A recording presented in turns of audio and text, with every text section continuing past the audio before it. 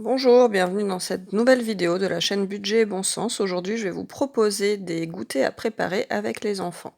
Pour la première recette, ça va être un gâteau roulé. Donc, il vous faut 125 g de farine, 125 g de sucre, un sachet de levure chimique, 4 œufs, et ensuite, pour la garniture, de la confiture ou du chocolat ou ce que vous voulez.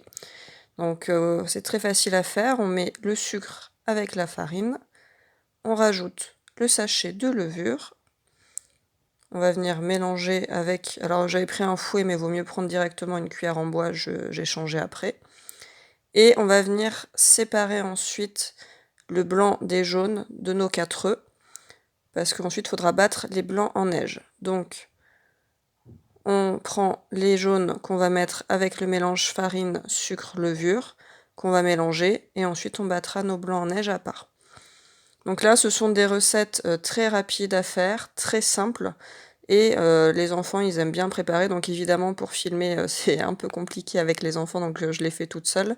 Mais sinon, c'est des goûters qu'on peut préparer, ensemble. Et ils aiment bien, surtout, à la fin, la partie, tartinée à l'intérieur, ce qui nous plaît. Eux, comme ça, ils choisissent. Des fois, ils peuvent rajouter, des petites, des petits décors, des morceaux de fruits, peu importe. Vous pouvez aussi mettre de la crème, ça, c'est vraiment vous qui voyez.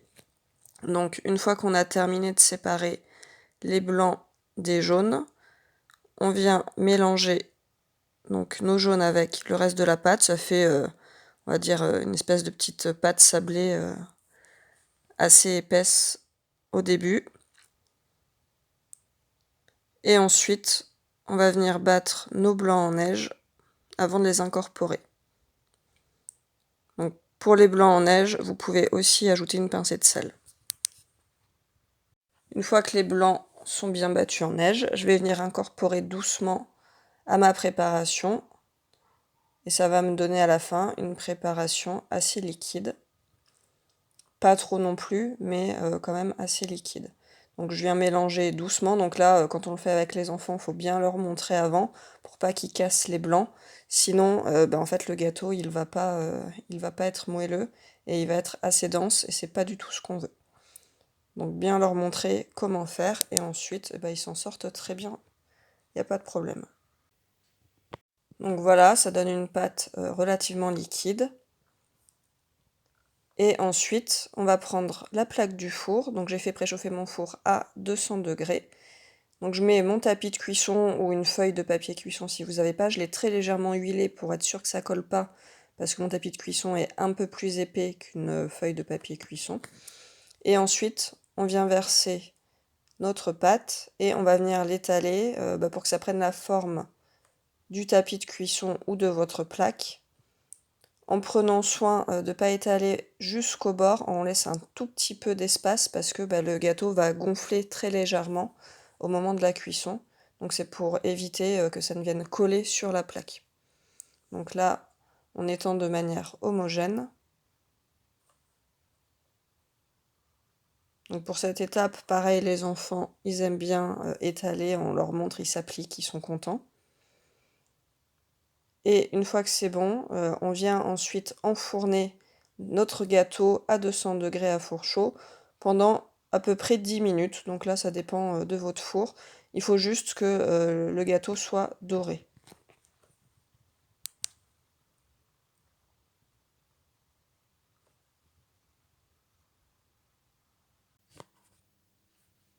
Une fois que le gâteau est cuit, donc là, c'est une étape que vous ne pouvez pas faire avec les enfants parce que c'est super chaud. Donc en fait, il va falloir venir rouler le gâteau tant qu'il est chaud, parce que si vous attendez qu'il refroidisse, ça ne fonctionnera pas. Donc là, vous venez le rouler sur lui-même. Donc moi j'avais commencé sans les gants de cuisine, je me suis vite ravisée parce que c'était brûlant.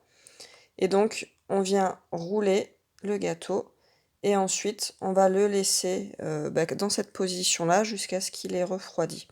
Donc on y va doucement parce que ça fait une espèce de génoise, donc ça peut se casser, mais en le pliant doucement, il n'y a pas de problème avec ça.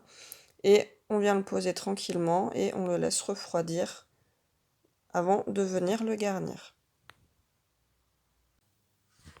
Une fois que le gâteau est froid, je viens le dérouler Et ensuite, il n'y a plus qu'à le garnir. Donc moi, je vais faire moitié chocolat, moitié confiture. Donc j'ai fait fondre un tout petit peu de chocolat avec une cuillère de lait. Et sinon, je vais utiliser donc de la confiture faite par ma maman pour l'autre moitié. Donc, vous voyez, il se roule bien, il ne s'est pas cassé. C'est aussi une recette, nous, qu'on utilise des fois pour faire les bûches de Noël. Et à l'intérieur, on met une crème, donc crème pâtissière ou crème chantilly, avec des fruits frais. Et ensuite, on recouvre avec aussi de la crème. Ça fait de très bonnes bûches et elles sont jolies. Donc c'est aussi une idée si vous avez envie de faire les bûches de Noël avec vos enfants pour des bûches assez simples à faire. Et tout le monde se régale. Donc là, sur la moitié de mon gâteau, je viens mettre mon chocolat fondu. Je vais laisser, alors désolé, j'avais laissé l'autre bûche devant, enfin pas bûche, l'autre bout de gâteau devant, donc on voit pas très bien ce que je fais. Donc je viens mettre mon chocolat, pas tout à fait jusqu'au bord du gâteau, je vais laisser un tout petit espace, parce que quand je vais le rouler, pareil sur les côtés, ça va venir s'étaler un petit peu. Donc vous évitez de le mettre vraiment à ras des bords et du bout, parce que sinon ça va déborder de partout. Donc on répartit bien. Et ensuite, c'est tout simple, il n'y a plus qu'à rouler.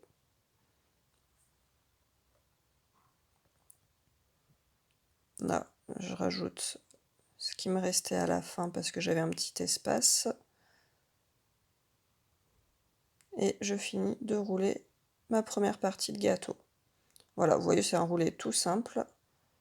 Et c'est déjà prêt pour cette moitié-là. Et l'autre moitié, je la fais à la confiture parce que moi j'aime beaucoup à la confiture. Surtout que ma mère en fait toujours beaucoup l'été avec les fruits du jardin. Donc, quand quelqu'un a un verger et a des fruits comme ça à proposer, faut surtout pas s'en priver. Donc là, c'est groseille framboise. Et pareil, je mets quelques belles cuillères à soupe de confiture avant de venir rouler.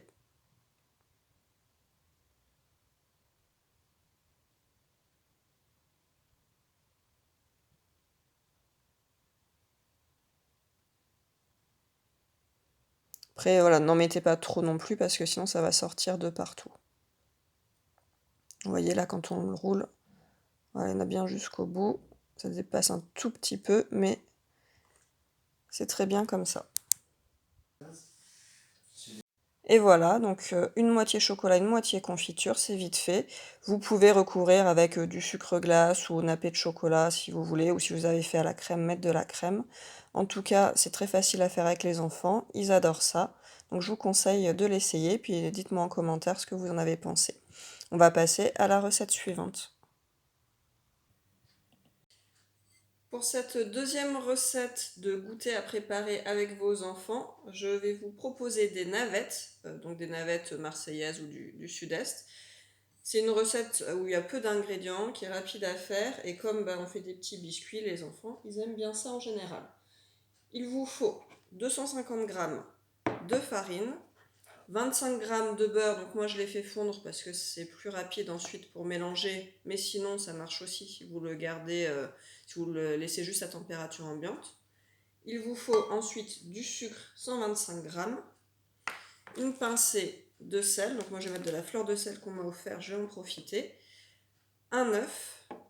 Ensuite, normalement, c'est le zeste d'un citron, mais moi, voilà, il m'en restait plus qu'un qui est plus en très bon état, donc je vais juste mettre un peu de jus de citron pour aromatiser, et de la fleur d'oranger. On commence par mélanger les poudres, donc j'ai ma farine, je rajoute mon sucre et une bonne pincée de sel. Dans les pâtisseries, le sel, ça apporte toujours un petit goût supplémentaire, c'est assez intéressant. Je mélange. Je vais venir rajouter, donc normalement le zeste de citron, mais moi ce sera du jus de citron. Hop, sans le pépin c'est mieux. Voilà. Je vais en mettre un tout petit peu plus.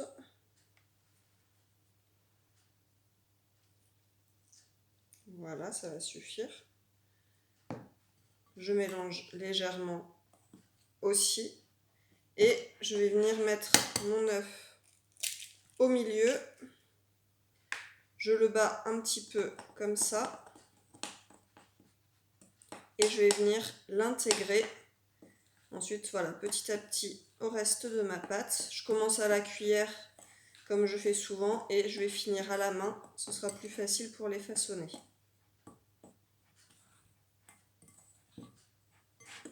Donc, je mélange et je vais venir rajouter mon beurre et la fleur d'oranger. Donc, le beurre. Voilà.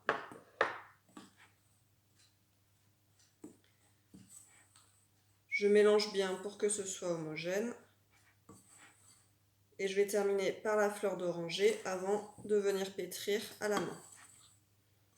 Donc pour la fleur d'oranger, vous mettez selon votre goût, mais moi je trouve que 3 cuillères à soupe,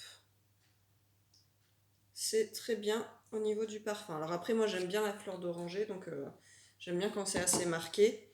Ça peut peut-être faire trop pour ceux qui préfèrent un goût plus léger. Là j'avais fait préchauffer mon four, on vient de l'entendre, à 200 degrés. Si vous avez d'autres cuissons à faire, profitez-en tant que le four est chaud pour économiser en énergie. Et je vais venir donc terminer mon pétrissage à la main. Ça donnera quelque chose de beaucoup plus homogène. Si jamais je vois que ma pâte est un petit peu trop grumeleuse, je vais ajouter un tout petit peu d'eau jusqu'à obtenir la consistance souhaitée. Donc là, je vais continuer de pétrir 2-3 minutes et je remonte à la vidéo une fois que c'est prêt. Donc voilà, ma pâte est prête. J'ai rajouté l'équivalent, je pense, d'une cuillère à soupe d'eau, une petite cuillère à soupe. Donc j'ai été vraiment progressivement pour éviter d'en mettre trop d'un coup et que ma pâte ensuite soit toute collante. Sinon, on n'en finit jamais, il faut remettre de la farine, etc. Et ça fait des gâteaux un peu pâteux. Donc là, avec ma boule, en théorie, je peux faire 20 navettes avec ça. Donc je vais venir couper d'abord en deux, de nouveau en deux. Et là, normalement, je dois faire à peu près 5 boules de taille à peu près identique. Et je vais venir les façonner. Donc là, je les roule. Je fais d'abord un peu une boule comme ça. Voilà, je la malaxe bien pour que ce soit homogène. Et je viens faire un boudin qui est en train de s'écraser dans ma main, donc je vais recommencer. Voilà, donc je fais un boudin. Et je vais venir l'aplatir un petit peu sur le dessus. Et ensuite faire des bouts pointus. Et avec mon couteau, je viens faire une petite incision. Ça, c'est la forme de la navette traditionnelle. Donc voilà, ça me fait une navette. Et je vais recommencer l'opération avec chacun de mes morceaux. Et je vais recouper pareil chaque morceau pour avoir à peu près une quantité identique, pour avoir des gâteaux de même taille. Et voilà, donc j'ai fait mes 20 navettes. Je les ai mises sur ma plaque de four. Je vais les enfourner à 200 degrés pendant environ une dizaine de minutes. Je vais regarder la cuisson en cours de route. Et je vous montre le résultat une fois que c'est cuit. Et voilà, donc en fait c'est 20 minutes de cuisson et pas 10, je me suis trompée. Donc au bout de 20 minutes, les navettes sont prêtes. Pour ces 20 navettes, ça m'a coûté 1,15 €. Donc voilà, c'est assez rapide à faire. Avec les enfants, c'est facile. Et nous, on adore ça. J'espère que vous allez essayer cette recette, me dire ce que vous en avez pensé en commentaire. Et on passe à la dernière recette. Pour cette dernière recette, on va faire un grand classique très apprécié des enfants, ce sont des cookies. Donc moi, c'est la recette que je préfère au niveau des dosages. Donc pour ça, il va vous falloir 250 g de farine, 125 g de sucre blanc, 125 g de cassonade, également un œuf, 125 g de beurre fondu, c'est pas grave s'il reste quelques morceaux, fondu grossièrement, un demi-sachet de levure chimique et 50 g de chocolat. Moi j'ai concassé un peu de chocolat au lait et un peu de chocolat noir, parce que j'aime bien le mélange des deux, mais vous pouvez mettre une seule sorte de chocolat. Donc vous commencez par mélanger vos poudres, donc vous mettez les deux sucres différents et le demi-sachet de levure chimique dans votre farine. Pour le chocolat, je vous conseille de ne pas acheter des pépites parce que ça coûte beaucoup plus cher. Vous prenez une tablette de chocolat à pâtisser et vous concassez, ça vous reviendra bien moins cher dans votre budget. Donc une fois que j'ai mélangé mes poudres rapidement. Je viens rajouter un ingrédient très important que j'avais oublié, c'est de la fleur de sel. Donc je mets 2 belles pincées de fleur de sel. Ça, c'est vraiment ce qui va faire ressortir, le goût du chocolat et donner un côté addictif, donc c'est un ingrédient essentiel que j'avais oublié initialement. Donc j'ai bien mélangé toutes mes poudres et je vais venir casser mon œuf, donc à peu près au centre. Je vais le brouiller, très légèrement avec ma cuillère et ensuite je vais le mélanger à mes poudres.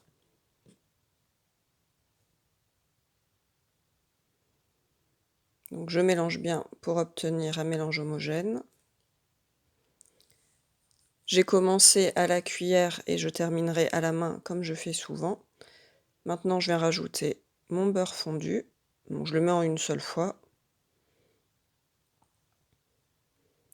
Et je viens ensuite bien mélanger le tout jusqu'à ce que ça me donne une pâte homogène. Donc assez grasse, avec le beurre. Après, vous allez voir quand on le travaille à la main, bon, bah, on a les doigts tout gras, mais c'est pas très grave et c'est aussi ça, bah, qui va donner évidemment le l'onctuosité, la texture du cookie qu'on attend et pas simplement un biscuit, sablé. C'est pour ça que moi, c'est ces proportions-là que j'ai gardées après avoir testé pas mal de recettes, parce que je trouve que ça donne vraiment cette texture cookie, qui est assez fondante en bouche et en même temps qui croustille. Parce que si, on met, par exemple plus de farine, moins de beurre et cetera et bah, ça donne, un côté un petit peu sec au biscuit. Donc une fois que c'est à peu près homogène, je viens terminer en rajoutant mon chocolat. Donc moi j'ai mis, 50 grammes en tout, je trouvais que c'était largement assez, mais ça, bah, c'est selon vos goûts, vous pouvez en mettre un peu plus, un peu moins, selon votre gourmandise. Et là, bah, je vais venir, finir mon pétrissage à la main, jusqu'à ce que tout soit bien amalgamé pour pas qu'il y ait de petits morceaux de farine qui restent en dessous. Donc pour, ces cookies, en tout, j'en ai fait 22, vous les verrez après et ça m'est revenu à 2,33 €. Donc j'ai fait le calcul, 2,33 € pour 22 biscuits, ça fait en gros 10 centimes le biscuit et j'ai comparé en fait pas en termes de nombre de cookies, mais en termes de kilos et prix au kilo et bah, ça revient bien moins cher que, on va dire les cookies, les plus, les au prix les plus bas, de marques distributeurs. Donc de les faire soi-même et ben, en fait, ça revient moins cher au prix au kilo. Et puis, bah, évidemment, il y a pas d'additifs, il y a pas de conservateur, voilà, il y a rien de plus et c'est quand même assez rapide à faire. En 5 minutes, la pâte est prête et la cuisson, elle se fait en moins de 10 minutes. Donc une fois que j'ai terminé ma pâte, je viens faire des petites boules que j'aplatis légèrement. Vous voyez, voilà, parce que ça va pas mal s'étaler ensuite à la cuisson. Donc je les aplatis pas trop parce que voilà, ils vont grandir après et pareil, les suivants, je vais pas venir trop les coller, les uns aux autres parce que sinon, bah, voilà, ils vont s'étendre et ça va me faire une espèce de d'énorme cookie au lieu d'avoir mes cookies individuels. Donc je continue, bah, jusqu'à ce que j'ai plus de pâte et je vous montre le résultat après. Voilà, donc j'ai fait mes 22 cookies que j'ai bien espacés, donc sur, 2 plaques et je vais venir les enfourner à 200 degrés pendant 10 minutes maximum, ça dépend de votre four, faudra regarder. Voilà, moi ça a pris un petit peu moins de 10 minutes de cuisson, faut surtout pas attendre qu'ils soient durs avant de les sortir du four parce qu'ils vont durcir en refroidissant. Donc c'est normal qu'ils soient encore un peu mous, quand vous les sortez du four. Donc j'espère que cette recette vous plaira. Dites-moi ce que vous en avez pensé en commentaire, si vous avez mis autre chose que du chocolat à l'intérieur et j'espère que vous allez pouvoir reproduire ces recettes avec vos enfants, que tout le monde va se régaler et on se retrouve la semaine prochaine. D'ici là, je vous souhaite une excellente semaine, portez-vous bien et prenez soin de vous. À bientôt.